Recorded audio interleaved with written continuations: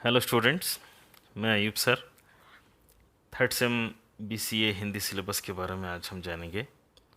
तो third same Hindi syllabus में text के अंतर्गत आता है युगे युगे क्रांति नाम का एक ड्रामा है। युगे युगे क्रांति, जिसके लेखक हैं विष्णु प्रभाकर। और सेकंड कंटेंट है कॉम्प्रहेंशन, अर्थ ग्रहण। थर्ड जो है संक्षेपण है, संक्षिप्त रूप में लिखना। ये रहा आपका सिलेबस। और डिवीजन ऑफ मार्क्स के अंतर्गत क्वेश्चन पेपर का पैटर्न देखेंगे हम। तो पिछले सेमों में जिस तरह से आपने लिखा है उसी तरह रहेगा ये भी। फर्स्ट मेन क्वेश्चन में ऑब्जेक्टिव टाइप क्वेश्चंस रहेंगे 10, इसमें कोई चॉइस नहीं रहेगी। और एक एक मार्क के 10 क्वेश्चंस के 10 मार्क्स हुए। सेकंड मेन क्वेश्चन है टू अनोटेशंस फ्रॉम ड्रामा। ड्रामा से 2 अनोटेशंस रहेंगे। यहाँ आपको चॉइस रहेगी 2 आउट ऑफ 3। 3 क्वेश्चनों में से आपको 2 के उत्तर लिखना पड़ेगा। एक एक के 7-7 मार्क्स, इस तरह से वो 14 मार्क्स हुए 2 क्वेश्चंस के। थर्ड मेन क्वेश्चन जो है उसके अंदर एक मेन क्वेश्चन रहेगा, 1 मेन क्वेश्चन फ्रॉम ड्रामा। यहाँ भी आपको चॉइस रहेगा 1 आउट ऑफ 2। 2 में से आपको एक का उत्तर लिखना पड़ेगा, डिटेल आंसर। इसके लिए रहेंगे 16 मार्क्स। फोर्थ मेन क्वेश्चन में 2 short notes from drama. Drama से 2 शार्ट नोट्स रहेंगे। यहाँ भी आपको चॉइस रहेगा 2 आउट ऑफ 3। 3 क्वेश्चंस दिए जाएंगे, इसमें से आपको 2 के शार्ट नोट्स लिखना पड़ेगा। इसके एक एक के 5-5 मार्क्स, ये 2 क्वेश्चनों के 10 मार्क्स हुए। और फिफ्थ मेन क्वेश्चन में कॉम्प्रहेंशन अर्थ ग्रहण में 10 मार्क्स का रहेगा। और सिक्स्थ मेन क्वेश्चन जो है संक्षेपण, वो 10 मार्क्स का रहेगा। अर्थ ग्रहण में कॉम्प्रहेंशन में आपको एक पैराग्राफ दिया जाएगा, जिसको अच्छी तरह से पढ़कर उसके अर्थ को समझकर बाद में उसके जो प्रश्न दिए जाते हैं नीचे, उन प्रश्नों का उत्तर लिखना पड़ेगा आपको। उसके लिए आपको 10 मार्क्स रहेंगे। संक्षेपण का अर्थ है संक्षिप्त बनाकर, छोटा बनाकर, प्रिसाइज राइटिंग कहते हैं इसको। तो छोटा बनाकर लिखना पड़ता है। ये हुआ आपका सिलेबस और क्वेश्चन पेपर पैटर्न। अब नाटक के बारे में थोड़ी जानकारी हासिल करेंगे। तो आपका नाटक युगे युगे क्रांति जो है, इसके लेखक का नाम भीष्म साहनी है, सॉरी विष्णु प्रभाकर है। युगे युगे क्रांति के नाटककार विष्णु प्रभाकर जी हैं। इनका जन्म उत्तर प्रदेश के मुजफ्फरपुर के मीरापुर गांव में 21 जून 1912 को हुआ था। उनकी आरंभिक शिक्षा हिसार में उनके मामा के पास हुई। वहीं से CAB हाई स्कूल से सन 1929 में उन्होंने मैट्रिक की परीक्षा पास की। उसके बाद नौकरी करते हुए पंजाब विश्वविद्यालय, वहाँ से भी उन्होंने BA हिंदी प्रभाकर एवं प्राज्ञ आदि परीक्षाएं पास की। हिंदी प्रभाकर एवं प्राज्ञ 2 परीक्षाएं पास की।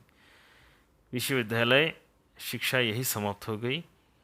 अब उन्हें नौकरी ढूंढने की आवश्यकता पड़ी। सर्वप्रथम वे हिसार के गवर्नमेंट कैटल फार्म में दफ्तरी लगे। बाद में यही क्लर्क हो गए। मई सन 1929 से अप्रैल सन 1944 तक वे इसी फार्म में रहे। इसी बीच वे सामाजिक, सांस्कृतिक एवं राष्ट्रीय आंदोलन में रुचि लेने लगे थे। सन 1942 तक उन्होंने आर्य समाज में सक्रिय रूप में कार्य भी किया। राष्ट्रीय आंदोलन में परोक्ष रूप से भाग लेने के कारण उन दिनों उन पर पुलिस की निगरानी रहा करती थी। 6 जून सन 1914 को वे पुलिस की तलाशी के शिकार भी बने थे।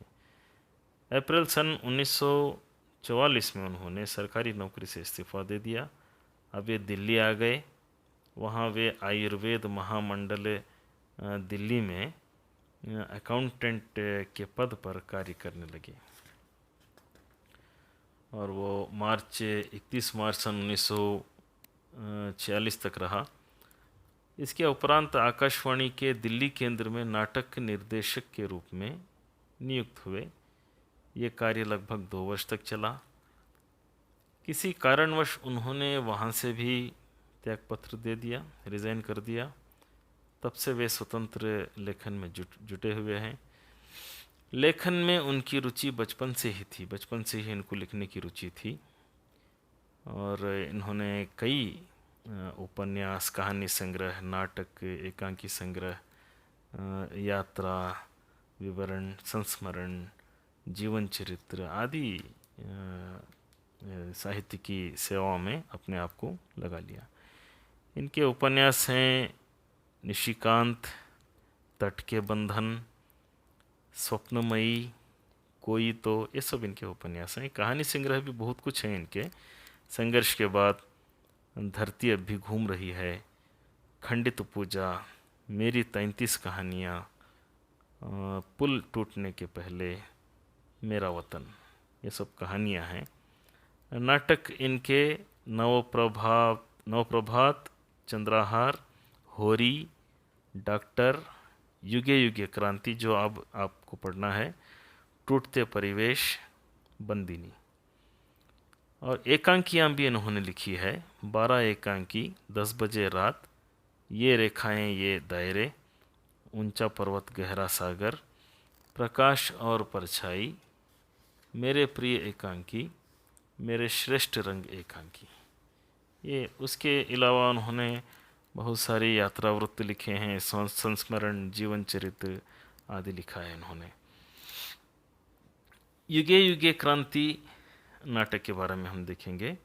यहाँ नाटक में कई पात्र हैं। पात्र इस तरह: सूत्रधार, देवी प्रसाद, रामकली, कल्याण सिंह, प्यारेलाल, पंडित जी, कलावती, बाहर का व्यक्ति, भीतर का व्यक्ति, शारदा, सार्जेंट, एक व्यक्ति, दूसरा आदमी, विमल, चंद्रकिशोर, प्रदीप, जैनेट, सुरेखा, अनिरुद्ध, रीता, अन्विता, स्त्री, कोई स्त्री है यहाँ। ये इतने इस नाटक के पात्र हैं। इन पात्रों के ज़रिए नाटक आगे बढ़ता है। नाटक की कथा वस्तु एक 4 जनरेशनों की कहानी है। इसमें युगे युगे नाटक के ज़रिए जो है, नाटक पूर्ण रूप से युगों से मनुष्य की निरंतर हो रही जीवन शैली से संबंधित है। युगे युगे क्रांति नाटक के माध्यम से नाटककार ने बड़ी कुशलता से समाज के सामने कुछ ऐसे सवाल रखे हैं जिसका उत्तर मिलना असंभव तो जान ही पड़ता है, अपितु साथ ही साथ ये सवाल मानवीय संवेदनाओं तथा मानसिकता की भी पोल खोल देती है। युगों से चली आ रही मानव सभ्यता में वर्तमान के जीते मनुष्य ने स्वयं को सदैव से ही, हमेशा से ही सर्वोपरि माना है। उसने अपनी आकांक्षाओं की आपूर्ति के लिए हर एक बेड़ी को लांघा है, तथा हर एक बेड़ी को लांघा है का मतलब है हर एक रुकावट को, बंधन को तोड़कर आगे बढ़ा है, तथा अपने ही पुरखों द्वारा बनाई हर बेड़ी को तोड़ा है। यहाँ इस नाटक में हर जनरेशन, यहाँ एक 4 जनरेशनों की कहानी चलती है इस नाटक में। हर जनरेशन जो है अपने पिछले जनरेशन के बनाए गए कोई बंधन, कोई कानून, उनको बेड़ियाँ समझता है हर जनरेशन, और उसे तोड़कर समाज के अंदर एक रेवोल्यूशन लाने की कोशिश करता है हर जनरेशन। इसको यहाँ बड़ी अच्छी तरह से दिखाया गया है इस नाटक में। अपनी आकांक्षाओं की पूर्ति के लिए, अपनी ख्वाहिशों को पूरी करने के लिए आकांक्षा को पूरी करने के लिए हर एक बंधन को तोड़कर आगे बढ़ना चाहता है। युगे युगे क्रांति नाटक में नाटककार ने पीढ़ी दर पीढ़ी एक ही परिवार की हर नई पीढ़ी की मानसिकता में आए हुए परिवर्तनों को बड़ी सजीवता से मंच पर रखा है। हर पिता हर बाप अपने अनुभवों को अपनी संतान पर लादता है। वो अपने अनुभवों की तराजू में अपनी संतान का मूल्यांकन करता है। यदि उसे संतान के विचार ज़रा भी अपने विचारों के परे नज़र आते हैं तो वो तुरंत प्रतिक्रिया करता है। ये तो नॉर्मल है हर जगह। हर एक के पेरेंट्स जो है उनके स्टाइल से, उनके हिसाब से, उनके अनुभवों के हिसाब से अपने बच्चों को जिलाना चाहते हैं, अपने बच्चों को उसी तरह रहने की एक गाइड करते हैं, रहने के लिए गाइड करते हैं। लेकिन बच्चे क्या हैं, जो बड़े जो कानून बताते हैं उसको एक शोषण समझते हैं। वो समझते हैं कि नई पीढ़ी में जो है इन सबको छोड़कर आगे बढ़ना ही, इन सबको रोकना ही एक रेवोल्यूशन है, क्रांति है। ऐसी क्रांति हर युग में होती रहती है, इसीलिए इसे युगे युगे क्रांति का नाम इस नाटक को दिया गया है।